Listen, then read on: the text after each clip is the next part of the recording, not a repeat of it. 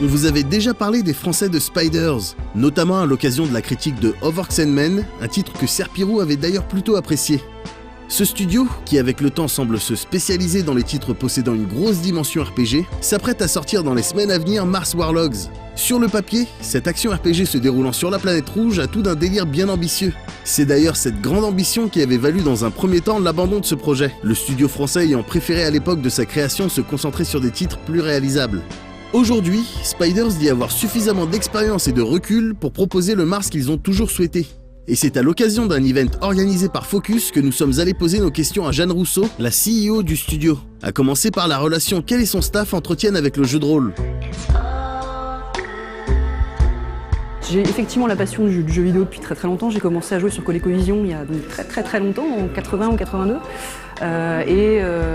Parallèlement à ça, je me suis mis au jeu de rôle, je vais avoir 12-13 ans. Jeu de rôle papier, donc en commençant par Stormbringer à l'époque, et puis c'est évidemment un donge bien sûr, mais c'est loin d'être le principal. Et du coup, c'est vrai que quand j'ai rejoint Monte Cristo, ils m'ont entre autres choisi à l'époque pour être chef de projet chez eux, en voulant quelqu'un qui avait une bonne connaissance du jeu de rôle, à la fois parce que c'est le genre de jeu vidéo auquel je joue, mais aussi parce que j'avais justement cette connaissance du jeu de rôle papier. J'avais travaillé ponctuellement, j'avais fait des piges et écrit des petites nouvelles pour Backstab, donc voilà ce genre de choses. Et c'est vrai que c'était une des choses qui les avait intéressés dans mon profil. Et puis quand on a décidé par la suite de monter Spiders, c'est vrai qu'il y a beaucoup de rôlistes dans la boîte. Et c'est quelque chose qui nous a un peu réunis aussi. Il nous arrivait de faire des parties de jeux de rôle le midi, ce genre de choses. Donc voilà, on a vraiment tout à fait ce profil-là et c'est quelque chose qu'on aime faire. Et même s'il y a évidemment beaucoup de différences entre le jeu de rôle papier et le jeu vidéo, on s'y retrouve quand même et c'est le genre d'histoire qu'on a envie de faire vivre à la fois aux joueurs et que nous on aime jouer aussi. On ne s'étonnera donc pas qu'une telle passion pour le jeu de rôle ait donné naissance à un background travaillé pour Mars. Le setup du jeu donne d'ailleurs envie. C'est un univers post-apocalyptique, ça se passe sur Mars, dont le nom évidemment du jeu. Mais ça se passe plus de 200 ans après l'arrivée des premiers colons de la Terre sur Mars, si ce n'est que suite à une catastrophe, les communications avec la Terre ont été coupées, on n'a plus de nouvelles sur Mars de la Terre, on ne sait pas ce qui s'est passé, et qu'en plus la catastrophe en question a vraiment extrêmement endommagé les installations de colons. Une partie d'entre eux, du coup, s'est retrouvée exposée aux rayons du soleil, et dans la mesure où Mars n'était pas complètement terraformé, il n'y a toujours pas vraiment d'atmosphère pour filtrer les rayons. Résultat, il y a eu des gens qui ont commencé à muter en fait, suite à cette exposition. Alors, il y a des gens qui ont réussi à se protéger, qui sont restés humains, mais il y a du coup une frange de la population qui effectivement maintenant est autre chose. Et qui sont d'ailleurs utilisés par ceux qui sont restés humains comme des bêtes de somme, comme des esclaves quasiment.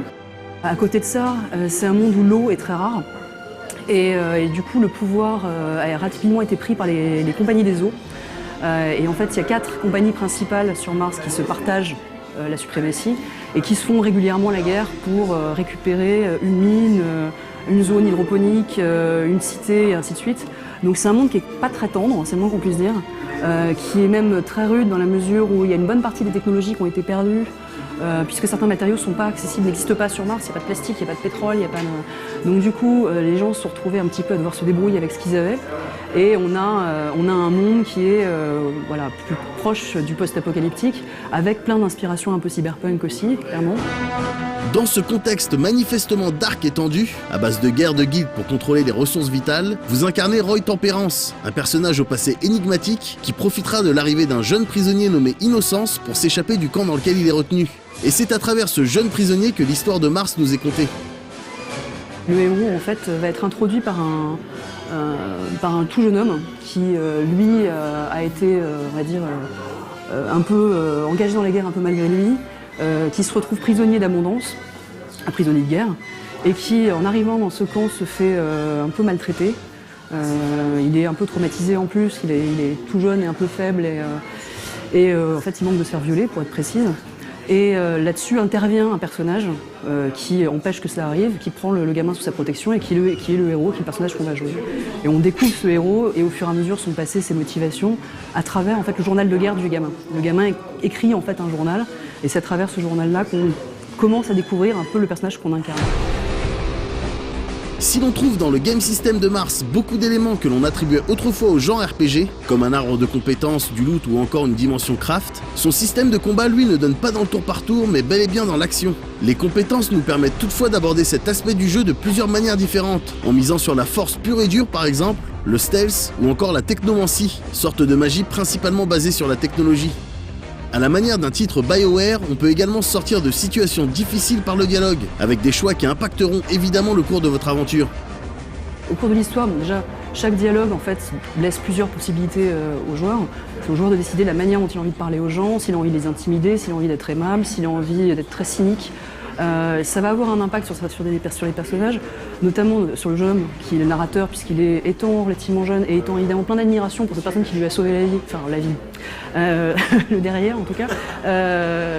Il va avoir tendance à beaucoup réagir à ce qu'on va lui dire, et si par exemple on lui parle de manière très aimable, il va peut-être se livrer plus, nous raconter plus de choses sur son passé, et on va pouvoir peut-être apprendre des renseignements qu'on n'aurait pas autrement, mais en même temps du coup il va rester il va prendre très peu de décisions par lui-même, il va toujours un peu attendre qu'on le drive par exemple.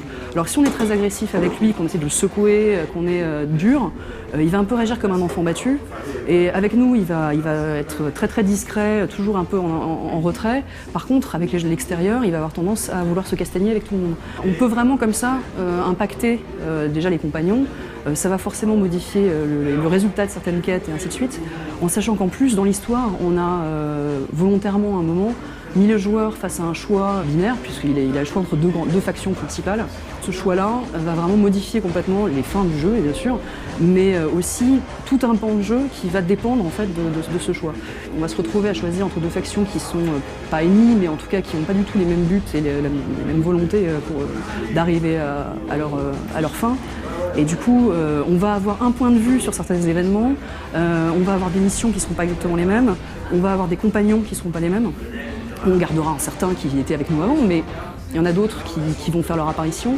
Donc ça va vraiment modifier l'expérience de jeu. Et oui, l'idée c'est, il n'y a pas de bon choix, il n'y a pas de mauvais choix. Il n'y a pas d'ailleurs vraiment de gentil et de méchant dans le jeu. Le seul qui mérite à peu près son nom, c'est justement le gamin qui s'appelle Innocence, et c'est peut-être le seul qui mérite vraiment cette appellation-là, encore qui va bien évoluer. Mais chacun des personnages qu'on va rencontrer va effectivement évoluer, va avoir ses propres motivations. Et même celui qui aura peut-être l'air du pire salopard sera peut-être finalement pas si un salopard que ça, il aura peut-être des raisons de l'être en tout cas. C'est un jeu qui est malgré tout très ambitieux, même si on n'a pas du tout les moyens d'un BioWare par exemple, mais déjà c'est un jeu qui pour nous tient très à cœur, puisque c'est un univers dans lequel on s'est beaucoup investi, une histoire aussi dans laquelle on s'est beaucoup investi, et donc réussir à la rendre aussi bien qu'on voudrait la rendre, en soi c'est déjà un énorme challenge. Et puis après effectivement on a envie que l'expérience de jeu, de progression, de réglage de difficulté soit aussi agréable que possible, et c'est jamais quelque chose qui est facile, même si on commence à avoir pas mal d'expérience de ça. À chaque fois il faut refaire des tests, voir comment les joueurs réagissent, vérifier que l'expérience reste fun jusqu'au bout, même quand on est plein de super pouvoirs et ainsi de suite. Donc voilà, c'est vachement de boulot quoi. On leur souhaite bien du courage et on espère que ce Mars sera à la hauteur des ambitions de ses créateurs. Par contre, même si de voir des studios français donner dans du RPG nous enthousiasme au plus haut point, on vous invite évidemment à attendre l'avis du Role Playing Gang dans un EXP à venir.